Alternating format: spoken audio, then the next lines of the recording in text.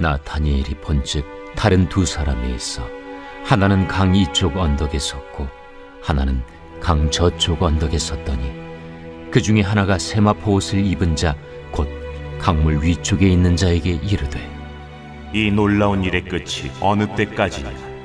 내가 들은즉 그 세마포 옷을 입고 강물 위쪽에 있는 자가 자기의 좌우 손을 들어 하늘을 향하여 영원히 살아계시는 이를 가리켜 맹세하여 이르되 반드시 한때 두때 반때를 지나서 성도의 권세가 다 깨지기까지이니 그렇게 되면 이 모든 일이 다 끝나리라 하더라. 내가 듣고도 깨닫지 못한지라.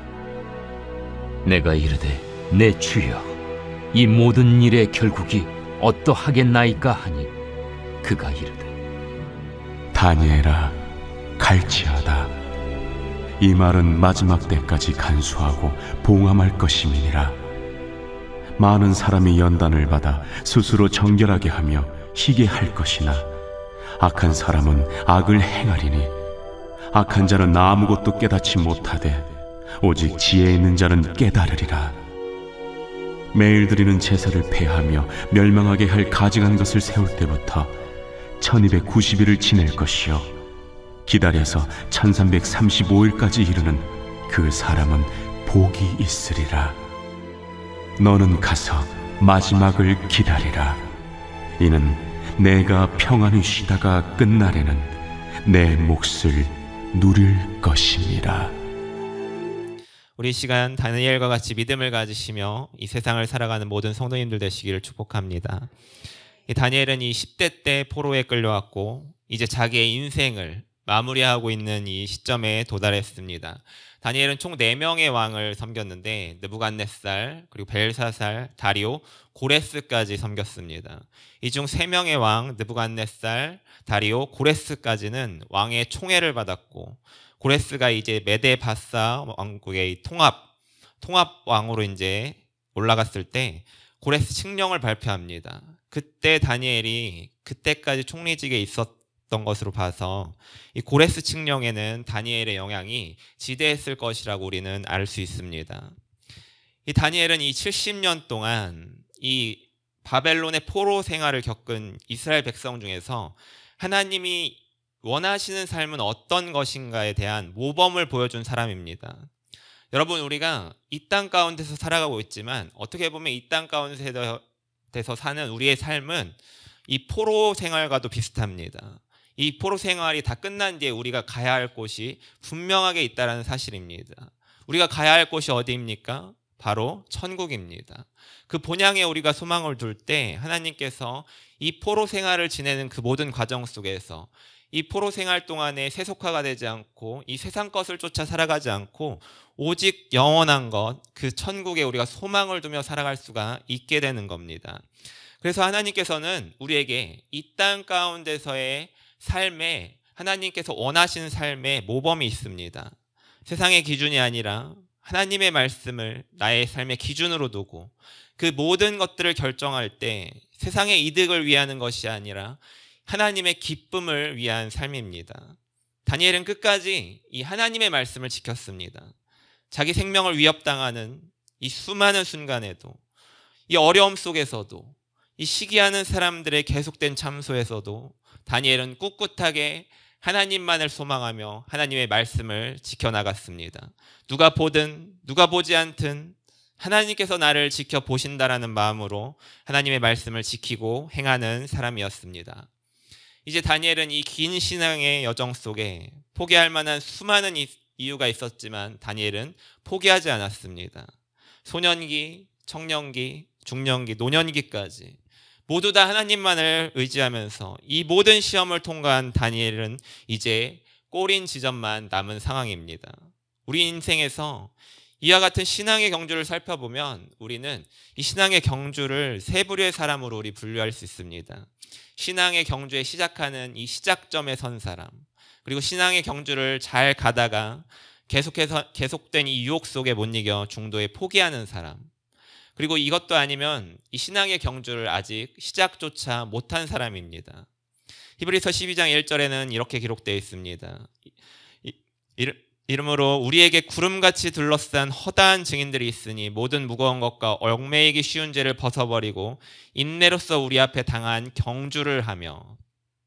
신앙의 경주를 출발하기 위해서 가장 먼저 해야 할 첫 번째는 바로 우리가 출발선에 서는 것입니다. 출발선에 선다라고 하는 의미는 계속해서 나의 시선이, 나의 행동이 죄를 쫓아서 살아갔던 그 모든 것을 이렇게 버리고 나의 인생의 목적지, 꼬린 지점을 바로 하나님께서 서신 곳, 그곳을 바라보며 이제 나의 몸의 방향을 돌려 하나님을 향해 달려나갈 준비를 하게 되는 것, 바로 이게 꼭 그 시작점, 출발선에 서게 된다라는 의미입니다. 이 출발선은 나는 죽고 예수로 사는 삶의 이 시작점과도 동일한 의미입니다. 여러분들이 많이 아시는 갈라디아서 2장 20절, 나는 죽고 내 안에 예수로 사는 삶. 그래, 나는 이제부터 예수님으로 살아갈 거야. 예수님께서 내 안에 사심으로 인해 예수님께서 이 경주를 시작하셔서 나를 하나님께로 이끌고 가실 거야. 이런 확신을 통해 나를 주님께 맡기며 온전히 하나님께로 이끌고 가실 수 있도록 나의 삶의 모든 주도권을 이제 우리 주님께 내어드리는 겁니다. 그런데 이와 같은 삶을 결단한 이후에 여러분, 순조롭게 이 경주가 이어지지 않습니다. 결단하는 순간, 신앙의 경주의 이 출발선에 서는 순간, 서서 그 땅 신호와 함께 달리기를 시작한 순간, 꼬린 지점에서 나의 눈을 돌리는 수많은 유혹들을 내가 만나게 됩니다. 여러분, 학생들에게 이런 이야기가 있습니다. 시험 기간에는 시험 공부 이외에 모든 것들이 재미가 있어진다. 시험 공부를 여러분 딱 시작하려고 봤는데 갑자기 내 마음속에 예전엔 그렇지 않았지만 이 책상이 더럽다라는 생각이 들기 시작합니다. 그래서 이 시험 공부를 이제 이 책상을 치우기 전까지는 시작을 못할 것 같습니다. 그래서 열심히 이제 책상 정리를 시작합니다. 근데 책상 정리를 하다 보니 서랍도 더러운 것 같아서 서랍에 있는 모든 것을 다 꺼내서 그 모든 것을 정리하기 시작합니다. 그렇게 공부를 좀 간단히 그냥 살짝 치우고 공부를 해야 되는데 책상 정리를 2시간을 합니다. 그렇게 열심히 모든 것을 다해서 이 책상이 정말 누가 봐도 깨끗한 책상이구나라고 인식할 정도로 책상을 깨끗이 치웁니다. 그런 다음에 이제 공부를 시작할까 하는데 갑자기 머릿속에 옷장 정리를 좀 하고 싶은데, 그래서 이제 또 옷을 다 꺼내서 침대 위에 다 쌓아놓고 자 색깔별로 그리고 이제 계절별로 옷장을 정리하기 시작합니다. 그렇게 또 옷장 정리를 1시간을 하고 자 이제 저녁 때가 됩니다. 저녁 때가 되니 우리 엄마가 이제 밖에서 음식을 준비하기 시작합니다. 근데 평소에는 거들떠도 보지 않았는데 갑자기 엄마에게 가서 내가 뭐 도와줄 거 없냐? 내가 뭐 깎아줄 거 없냐? 내가 뭐 이렇게 다듬어 줄 거 없냐? 이렇게 물어보기 시작합니다. 그렇게 엄마를 귀찮게 하고 그렇게 저녁을 먹고 책상 앞에 앉으니 이제는 졸음이 쏟아집니다. 그래서 침대에서 30분만 자고 일어나서 해야지. 그래서 침대에서 잠깐 잠들었는데 이게 웬걸 다음날 아침입니다. 이제 시험 공부 망했다고 하면서 다음날 가서 시험을 치르는 상황. 이런 상황이 너무나도 자주 반복됩니다. 여러분, 우리의 신앙의 경주도 마찬가지입니다. 이전엔 거들떠보지 않았던 그런 유혹들이 믿음의 결단을 통해 그래, 나 시작해봐야지. 이 신앙의 경주를 시작하는 그 순간부터 너무나도 강렬한 유혹으로 나에게 찾아옵니다. 게다가 유혹뿐만 아니라 실제적인 어려움까지 찾아옵니다. 여러분, 달리기를 할 때 숨이 차서 못 뛰겠다거나 무릎이 아파서 주저앉게 된다거나 아니면 잘 달리다가도 이게 돌에 걸려서 넘어지는 일들이 나의 신앙의 경주에서도 계속해서 일어나는 일입니다. 그 순간 우리 마음에 무슨 마음이 듭니까? 포기하고 싶은 마음이 너무나도 많이 들어옵니다. 하지만 포기하지 않고 계속해서 내 안에 계신 주님께서 이끌어 가실 수 있도록 다시 일어나서 한 걸음 한 걸음을 우리는 계속해서 내딛어야 합니다. 지금 다니엘 이와 같은 신앙의 경주의 마지막 지점에 와 있습니다. 모든 것이 끝나는 순간을 말씀하시며 이 모든 일의 끝이 어떻게 이루어질지를 하나님은 선포하고 계십니다. 하지만 다니엘은 이를 들어도 깨닫지 못합니다. 본문 8절, 내가 듣고도 깨닫지 못한지라 내가 이르되 내 주여 이 모든 일의 결국이 어떠하겠나이까 하니. 사랑하는 성도님들, 신앙의 경주 속에서 하나님께서 나에게 허락하신 모든 상황들, 내가 이해하고 납득하고 받아들이고 해석한다는 거 불가능한 일입니다. 하나님께서 나에게 모든 것을 말씀해 주시고 이해시켜 주시고 그래 인근아 이렇게 진행할 거고 이렇게 너가 해야 돼. 이렇게 하면 네가 어떤 상황을 맞이할 거야. 이런 것들을 모두 다 말씀해 주시는 분이 아닙니다. 그리고 그 상황마다 모든 것을 해석해 주시는 분 또한 아닙니다. 그리고 이 상황을 그 누구도 해석해 줄 수가 없을 때가 있습니다. 왜냐하면 나는 하나님이 아니고 나를 향해 해석해 주는 그 사람도 하나님이 아니기 때문입니다. 오직 하나님께서만 아시는 일이 분명하게 있고 하나님의 의도와 목적이 분명하게 있지만 이 모든 것을 나에게 납득시켜 주시고 이해시켜 주시면서 나를 또한 끌고 가시는 분이 아닙니다. 그럼에도 우리가 확신하고 신앙의 경주를 끝까지 나아가야 하는 이유는 이 모든 일의 시작이 바로 예수 그리스도로부터 말미암았기 때문입니다. 나를 가장 사랑하셔서 나에게 아들까지 아낌없이 내어주시니가 어찌하여 그 다른 것들을 선물로 주지 않겠느냐라고 말씀하신 분, 바로 그 하나님 아버지께서 나에게 가장 선한 길, 가장 옳은 길로 인도하신다라는 믿음을 가지고 때로는 가시밭길을 걸어가게 될 때라도, 사망의 음침한 골짜기로 내가 들어가게 될 때라도, 늑대와 이리의 울음소리가 내 귓가에 들릴지라도, 사자굴 속으로 내가 들어갈지라도 이 모든 일을 주관하시는 분이 바로 나를 사랑하시는 하나님이라는 것을 신뢰하며 나아가는 것입니다. 이런 신앙의 여정 속에 우리가 해야 할 일이 있습니다. 본문 10절에 보면 많은 사람이 연단을 받아 스스로 정결하게 하며 희게할 것이나 악한 사람은 악을 행하리니 악한 자는 아무것도 깨닫지 못하되 오직 지혜 있는 자는 깨달으리라. 나 스스로를 정결하게 하며 희게하고 여러분 악을 행하지 않아야 됩니다. 우리 인생에서 연단이 있는 이유가 나와 있는데 바로 스스로를 정결하게 하기 위해서입니다. 하나님께서 저와 여러분에게 이해할 수 없는 연단을 주시는 이유는 나의 몸과 마음을 이 신앙의 경주자에 맞게 다듬으시기 위함입니다. 여러분 마라톤 선수를 한번 생각해 보십시오. 선수를 하기로 처음 마음먹은 그 첫날부터 여러분 마라톤 완주를 할 수 있겠습니까? 절대 불가능합니다. 왜냐하면 이 마라톤에 맞는 적합한 그 몸이 다듬어지지 않았고, 그렇기 때문에 처음에는 이 호흡법도 배우고 발을 어떻게 내딛어야 하는지, 그리고 페이스는 어떻게 조절하는지, 이러한 이론적인 것을 듣고 기억한 후에 끊임없는 연습을 통해서 이 모든 내용들이 내 몸에 기억되게 만듭니다.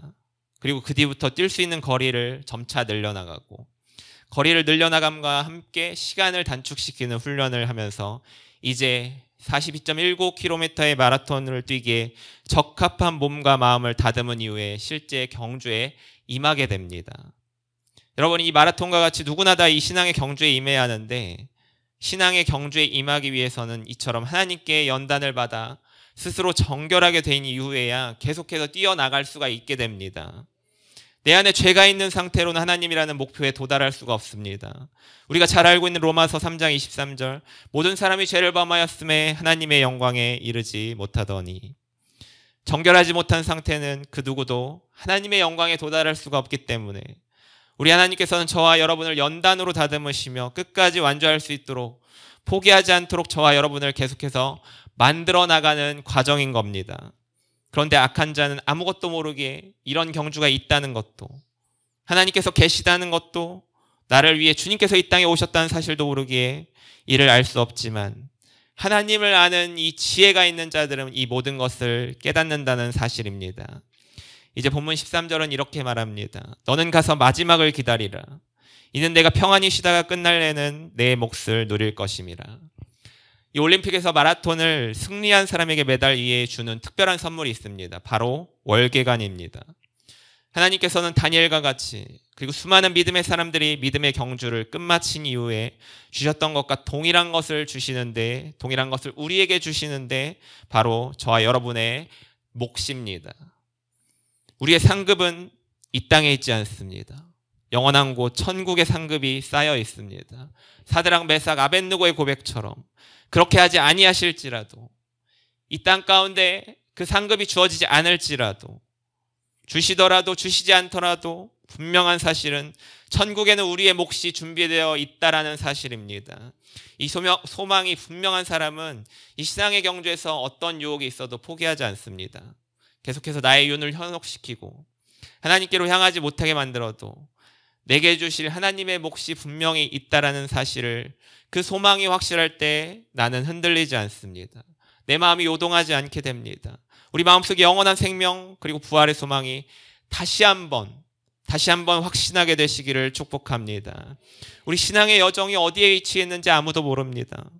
하지만 분명한 사실은 하나님께서 나를 연단하실 때, 혹은 수많은 유혹이 나에게 찾아올 때 여러분 포기하지 마십시오. 오직 하나님께만 나의 시선을 집중하고 한 걸음 한 걸음 나아갈 때 나에게 주실 분명한 상급을 바라보시고 이 다니엘과 같이 믿음의 여정을 끝까지 나아가시기를 축복합니다. 기도하겠습니다. 이 믿음의 여정 가운데 나를 정결하게 하시며 내 안에 있는 모든 죄악을 태워주시옵소서. 나에게 찾아오는 수많은 유혹을 물리치게 하시며 오직 말씀의 길만을 따라가고 내 안에 계신 주님의 음성에만 순종하게 하옵소서. 이 모든 건 예수님의 이름으로 기도합니다. 아멘.